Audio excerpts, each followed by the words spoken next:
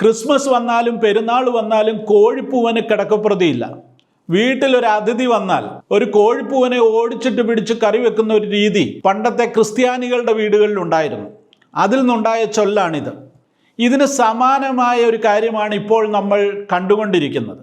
കേരളത്തിൽ എവിടെ എന്ത് വൃത്തികേട് നടന്നാലും അതിനകത്തൊക്കെ ഒരു പാസ്റ്ററുടെ പേരുകൂടെ ഉൾപ്പെടുത്താനായിട്ട് മാധ്യമങ്ങൾ മാക്സിമം ശ്രമിക്കാറുണ്ട്. മനോരമയ്ക്ക് ഇതിൻ്റെ ആവശ്യമുണ്ടോ എന്ന് ചോദിച്ച് ഞാൻ ചില മാസങ്ങൾക്ക് മുമ്പ് ഒരു വീഡിയോ ചെയ്തിരുന്നു. ഒരു കുറ്റകൃത്യത്തിൽ പെടുന്നയാൾ അയാൾ വ്യാജമായിട്ടാണെങ്കിലും പാസ്റ്റർ എന്ന് പറഞ്ഞ് നടന്നിട്ടുണ്ടെങ്കിൽ വെണ്ടയ്ക്ക നിരത്തി ടൈറ്റിൽ എഴുതുന്നത് പാസ്റ്റർ അറസ്റ്റിൽ എന്ന് പറഞ്ഞാണ്. ഇയാൾ വ്യാജ പാസ്റ്റർ എന്ന് കൂടെ വെക്കാനായിട്ട് മാധ്യമങ്ങൾ ശ്രദ്ധിക്കാറില്ല. ഇന്നലെ ഉണ്ടായ ഒരു സംഭവത്തിലേക്ക് ഞാൻ നിങ്ങളുടെ ശ്രദ്ധയെ ക്ഷണിക്കുന്നു. നിങ്ങളിൽ പലരും അത് കണ്ടു കാണും. തൃശൂരിൽ കൊലക്കേസ് പ്രതി സുദർശനെ ക്രൂരമായി ആക്രമിച്ചവർ പിടിയിലായി. അഗതി മന്ദിര നടത്തിപ്പുകാരായ പാസ്റ്റർ ഉൾപ്പെടെ 3 പേരാണ് കൊടുങ്ങല്ലൂരിൽ പിടിയിലായത്. വരാപ്പുഴ കുനമാവ് അഗതി മന്ദിരത്തിൽ വെച്ചാണ് കൊലക്കേസ് അടക്കം 11 കേസുകളിൽ പ്രതിയായ സുദർശന് മർദ്ദനമേറ്റത്. അഞ്ജുരാജുണ്ട് കൂടുതൽ വിവരങ്ങളുമായി. അഞ്ജുരാജ്, നിയമം കയ്യിലെടുത്ത് വലിയ പരാക്രമം നടത്തിയത് എവിടെ വെച്ച്, എന്തിന് എന്നടക്കം എന്തൊക്കെ കാര്യങ്ങളാണ് ഇപ്പോൾ വ്യക്തമാകുന്നത്?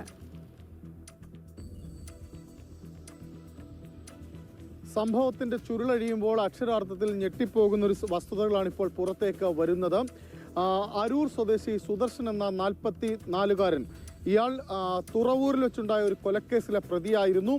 ഇയാളെയാണ് കഴിഞ്ഞ 22-ാം തീയതി വാർത്ത നിങ്ങളെല്ലാവരും കണ്ടു കാണും. ഞാൻ അതിൻ്റെ വിശദാംശങ്ങളിലേക്ക് വാർത്തയുടെ പൂർണ്ണരൂപം കാണിക്കുന്നില്ല. സംഭവം ഇത്രയേ ഉള്ളൂ. സുദർശൻ എന്ന് പറയുന്ന ഒരു കൊലക്കേസ് പ്രതിയെ വാരാപ്പുഴ കൂനമ്മാവ് എന്ന് പറയുന്ന ഒരു അഗതി മന്ദിരത്തിൽ പ്രവേശിപ്പിക്കുന്നു. പോലീസാണ് പ്രവേശിപ്പിക്കുന്നത്. അവിടെ വെച്ച് അയാൾക്ക് മർദ്ദനമേൽക്കുന്നു. ആ മർദ്ദനമേറ്റ ആളെ അതിക്രൂരമായ ഏൽപ്പിച്ച ശേഷം അയാളെ കൊണ്ടുവന്ന് റോഡിൽ ഉപേക്ഷിക്കുന്നു. പോലീസ് അതിൻ്റെ പുറകെ അന്വേഷിച്ചു പോയി CCTV ഒക്കെ കണ്ടെത്തി അവസാനം പ്രതികളെ കണ്ടെത്തുന്നു. പ്രതികൾ ഈ കൂനമ്മാവിൽ പ്രവർത്തിച്ചു കൊണ്ടിരിക്കുന്ന വാരാപ്പുഴ കൂനമ്മാവിൽ പ്രവർത്തിച്ചു കൊണ്ടിരിക്കുന്ന ഏഞ്ചൽ എന്ന് പറയുന്ന അഗതി മന്ദിരത്തിൻ്റെ നടത്തിപ്പുകാരാണ്. അപ്പോൾ അവിടെ ഫ്രാൻസിസ് എന്ന് പറയുന്ന ഒരു ബ്രദറാണ് ഇത് നടത്തിക്കൊണ്ടിരിക്കുന്നത്. സത്യത്തിൽ ഈ ഫ്രാൻസിസ് പാസ്റ്റർ അല്ല. പെന്തക്കോസ്ത് സഭയുമായിട്ട് യാതൊരു ബന്ധവുമില്ല. കത്തോലിക്ക സഭയുടെ ഔദ്യോഗിക സ്ഥാപനമാണോ എന്ന് എനിക്ക് മനസ്സിലാക്കുവാൻ സാധിച്ചിട്ടില്ല. എന്നാൽ കത്തോലിക്കനാണ് ഈ ഫ്രാൻസിസ് എന്ന് പറയുന്ന വ്യക്തിയും അദ്ദേഹത്തിൻ്റെ സഹായികളും. ഇവരാണ് ഈ ക്രൂരകൃത്യം ചെയ്തിരിക്കുന്നത്. ഒടുവിൽ വാർത്ത വന്നപ്പോൾ എല്ലാ മാധ്യമങ്ങളും ഇതൊരു പാസ്റ്ററാണ് അറസ്റ്റിലായിരിക്കുന്നത് എന്ന പേരിലാണ് വാർത്ത റിപ്പോർട്ട് ചെയ്തിരിക്കുന്നത്. മലയാള മനോരമയുടെ ഓൺലൈനിൽ ആ വാർത്ത വന്നത് ഞാൻ നിങ്ങളെ ഒന്ന് വായിച്ചു കേൾപ്പിക്കാം. യുവാവിൻ്റെ കണ്ണ് കുത്തിപ്പൊട്ടിച്ചു, വഴിയരികിൽ തള്ളി, പാസ്റ്റർ പിടിയിൽ, CCTV ദൃശ്യങ്ങൾ കണ്ടെത്തി പോലീസ്. ഇതാണ് വാർത്ത. യുവാവിൻ്റെ ഒരു കണ്ണ് കുത്തിപ്പൊട്ടിച്ച് വഴിയിൽ തള്ളിയ സംഭവത്തിൽ പാസ്റ്റർ ഉൾപ്പെടെ 3 പേർ പിടിയിൽ. വാരാപ്പുഴ കൂനമ്മാവിലെ അഗതി മന്ദിരത്തിൻ്റെ നടത്തിപ്പുകാരായ പാസ്റ്റർ ഫ്രാൻസിസ് 65, ആരോമൽ, നിതിൻ എന്നിവരാണ് പോലീസിൻ്റെ പിടിയിലായത്. ഈ വാർത്ത എല്ലാ മാധ്യമങ്ങളും ഈ നിലയിലാണ് ആദ്യഘട്ടത്തിൽ റിപ്പോർട്ട് ചെയ്തിരിക്കുന്നത്. അതായത് ഓൺലൈനിലും TV-യിലും എല്ലാം വന്ന വാർത്തകളിൽ ഒരു പാസ്റ്റർ അറസ്റ്റിലായിരിക്കുന്നു എന്നുള്ള നിലയിലാണ് ഈ വാർത്ത വന്നത്. അപ്പോൾ തന്നെ നമുക്ക് വളരെ വ്യക്തമായിട്ട് അത് മനസ്സിലാക്കുവാൻ സാധിച്ചു. കാരണം ഈ വാരാപ്പുഴ ഭാഗത്ത് പെന്തക്കോസ്ത് പ്രവർത്തനങ്ങൾ വളരെ കുറവാണ്. കത്തോലിക്ക സ്ഥാപനങ്ങളൊക്കെയാണ് അവിടെയൊക്കെ ഉള്ളതെന്നറിയാം. അതുകൊണ്ട് തന്നെ ഇത് സംബന്ധിച്ച് ഞാനൊരു അന്വേഷണം നടത്തി. അങ്ങനെ അന്വേഷണം നടത്തിയപ്പോൾ കൃത്യമായിട്ട് ഇത് പെന്തക്കോസ്തുമായിട്ട് യാതൊരു ബന്ധവുമുള്ള ആളല്ല, ഇയാൾ പാസ്റ്ററല്ല. പക്ഷേ മാധ്യമങ്ങൾ പാസ്റ്റർ എന്നുള്ള നിലയിൽ അദ്ദേഹത്തെക്കുറിച്ച് പറയുന്നു.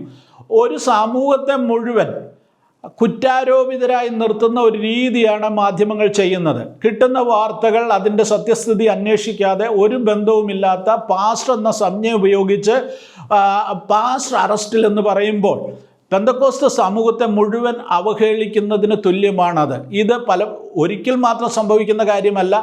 നിരവധി സന്ദർഭങ്ങളിൽ ഇതുപോലെ കുറ്റകൃത്യങ്ങളിൽ അറസ്റ്റിലാകുന്നവരെ കുറിച്ച് പലപ്പോഴും പാസ്റ്റർ എന്ന പേര് കൊടുത്ത് വിശേഷിപ്പിക്കുന്നതിൽ എല്ലാ മാധ്യമങ്ങളും ഒരുപോലെ തന്നെ ശ്രദ്ധ വയ്ക്കുന്നു എന്നുള്ളതാണ് ഏറ്റവും പ്രധാനമായി നമ്മൾ മനസ്സിലാക്കേണ്ടത്.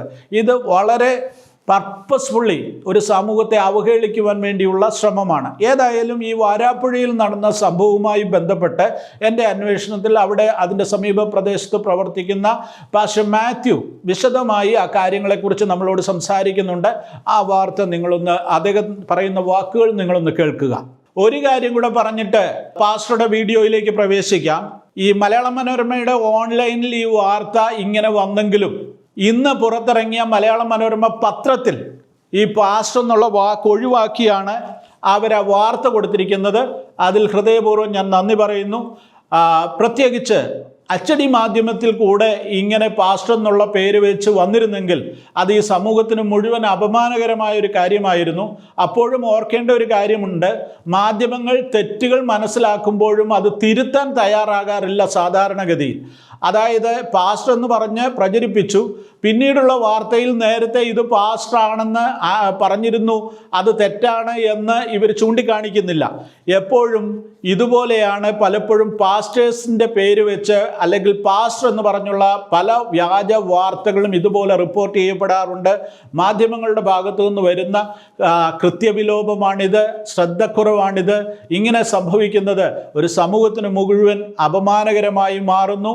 വാരാപ്പുഴയിൽ സംഭവിച്ചത് എന്താണെന്ന് പാസ്റ്റർ മാത്യു നമ്മളോട് സംസാരിക്കുന്നു. ദൈവതിരുനാമത്തിന്റെ മഹത്വം. ഞാൻ പാസ്റ്റർ മാത്യു. 25 അധികം വർഷങ്ങളായി പറവൂർ മേഖലയിൽ കോട്ടുവള്ളി ദൈവസഭയുടെ ശുശ്രൂഷകനായി പ്രവർത്തിക്കുന്നു. ഇന്ന് എല്ലാ മുഖ്യധാര വാർത്താ മാധ്യമങ്ങളിലും ഓൺലൈൻ ചാനലുകളിലുമൊക്കെ വന്ന ഒരു തെറ്റായ വാർത്തയെ അതിന്റെ യാഥാർത്ഥ്യം പറയാനാണ് ഞാൻ ശ്രമിക്കുന്നത്.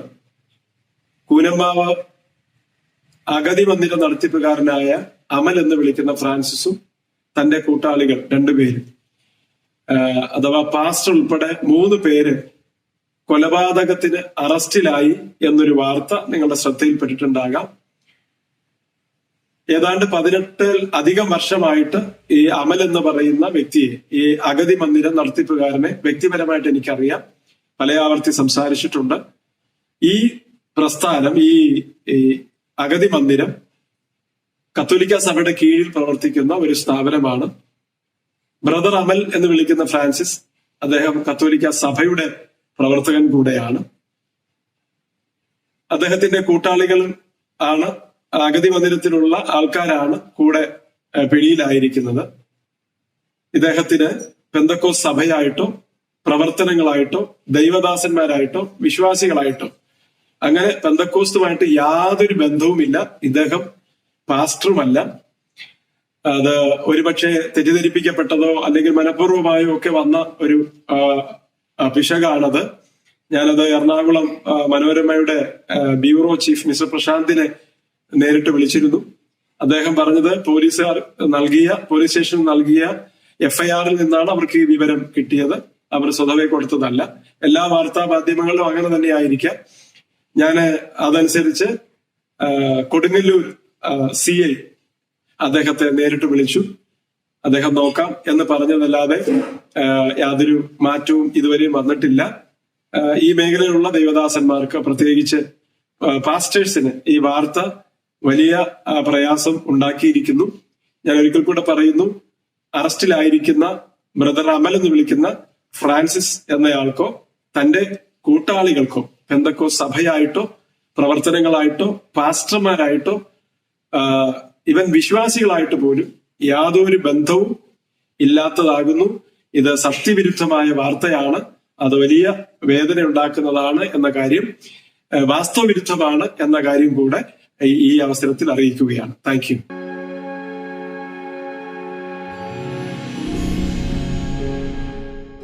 പാസ്റ്റർ KM ജോസഫ് കേരളക്കരയെ ഇളക്കി മറിച്ച അനുഗ്രഹീതനായ ഒരു പ്രഭാഷകനായിരുന്നു. 1/2 നൂറ്റാണ്ട് കാലം പെന്തക്കോസ്ത് ഉപദേശങ്ങൾക്ക് വേണ്ടി അതിശക്തമായി അദ്ദേഹം നിലകൊണ്ടു. അദ്ദേഹം എഴുതിയ ചില ലഘുപുസ്തകങ്ങളുടെ സമാഹാരമാണ് ഞാൻ ഈ കാണിക്കുന്നത്. കന്യകാമറിയം, പൗരോഹിത്യം, സ്നാനം, പെന്തക്കോസ്ത്, ഈ 4 ലഘുപുസ്തകങ്ങൾ ഒന്നിച്ച് ഒരു പുസ്തകമാക്കി മാറ്റിയിരിക്കുന്നു. ഉപദേശപരമായ വിഷയങ്ങൾ, പ്രത്യേകിച്ച് കത്തോലിക്ക സഭയുടെ ദുരുപദേശങ്ങൾക്കെതിരെ അതിശക്തമായ രചനകളാണിത്. ഈ ഗ്രന്ഥം വേദപഠിതാക്കൾക്ക് ഏറെ പ്രയോജനപ്പെടുന്നതാണ്. 150 രൂപയാണ് ഈ പുസ്തകത്തിൻ്റെ വില. അതുപോലെ തന്നെ പാസ്റ്റർ കെ എം ജോസഫിൻ്റെ മനോഹരമായ 151 പ്രസംഗങ്ങളുടെ സമാഹാരമാണിത്. പ്രസംഗക്കുറിപ്പുകളുടെ സമാഹാരം. ദൈവവചനം പ്രസംഗിക്കുന്നവർക്ക് ഇത് ഏറെ പ്രയോജനം ചെയ്യുന്ന പുസ്തകമാണ്. ഇതോടൊപ്പം മറ്റ് 2 പുസ്തകങ്ങൾ കൂടെ ഞാൻ നിങ്ങളെ പരിചയപ്പെടുത്തട്ടെ. ഇന്നും നാം സാത്താൻ്റെ തന്ത്രങ്ങളെ അറിയാത്തവരോ, ലഫ്റ്റനന്റ് കേണൽ ഏബ്രഹാം PV എഴുതിയിരിക്കുന്ന മനോഹരമായൊരു പുസ്തകം.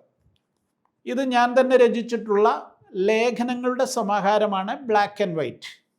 ഈ 4 പുസ്തകങ്ങൾക്കും ഓരോന്നിനും 150 രൂപ വീതമാണ് വില. ആകെ 600 രൂപ. എന്നാൽ ഇപ്പോൾ ഈ പുസ്തകങ്ങൾ ഒന്നിച്ചെടുക്കുന്നവർക്ക് പകുതി വിലയ്ക്ക്, അതായത് 300 രൂപയ്ക്ക് ഈ പുസ്തകങ്ങൾ ലഭിക്കുന്നു.